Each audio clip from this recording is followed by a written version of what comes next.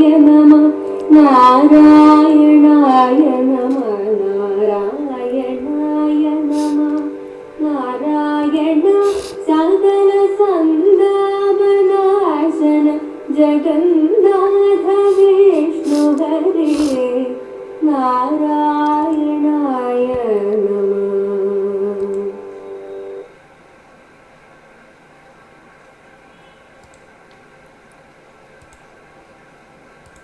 നാരായണായ നമ നാരായണായ നമ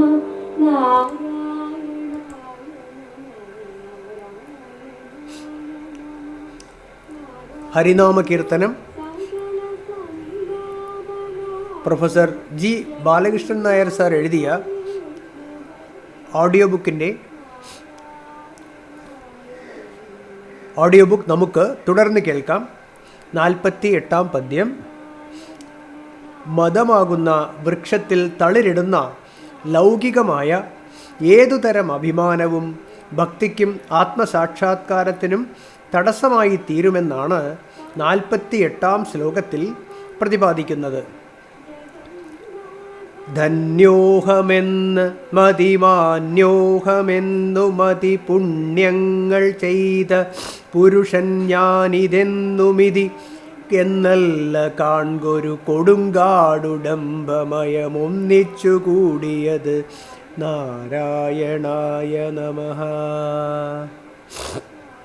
അഹം ധന്യഃ എന്നും ഐശ്വര്യമഹിമ കൊണ്ട് ഞാൻ ധന്യനാണ് എന്നും അഹം അതിമാന്യഃ എന്നും ഞാൻ മറ്റുള്ളവരെക്കാളൊക്കെ മാന്യനാണ് എന്നും ഞാൻ അതിപുണ്യങ്ങൾ ചെയ്ത പുരുഷൻ, ഞാൻ വേണ്ടതിലധികം പുണ്യകർമ്മങ്ങൾ ചെയ്ത വ്യക്തിയാണ് എന്നും എന്നല്ല ഇതി ദംഭമയം ഒരു കൊടുങ്കാട്.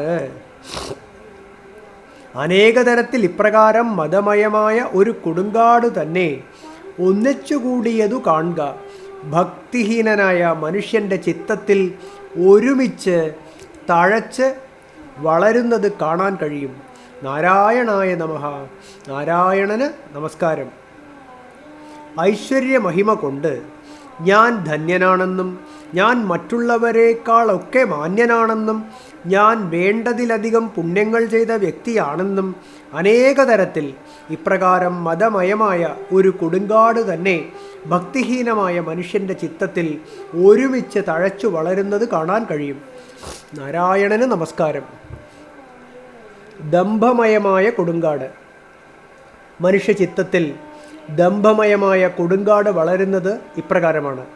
ഞാൻ പ്രഭുവാണ്, ഞാൻ സർവസുഖ സമ്പന്നനാണ്, ഞാൻ സിദ്ധനാണ്, ബലവാനാണ്, സുഖിയാണ്, ഞാൻ ആഢ്യനാണ്, ഉത്തമകുലജാതനാണ്, എന്നെപ്പോലെ മറ്റാരുണ്ട്, ഞാൻ വലിയ യാഗങ്ങൾ ചെയ്യുന്നുണ്ട്, ഞാൻ ധാരാളം ദാനം ചെയ്യുന്നുണ്ട് എന്നിങ്ങനെ അജ്ഞാനത്തിൻ്റെ ഫലമായിട്ടാണ് ദംഭമയമായ കൊടുങ്കാട് തഴച്ചു വളരുന്നത്.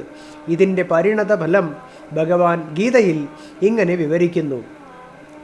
അനേക ചിത്തവിഭ്രാന്തഃ മോഹജാലസമാവൃതാഃ പ്രസക്താഃ കാമഭോഗേഷു പതന്തി നരകേഷു ച.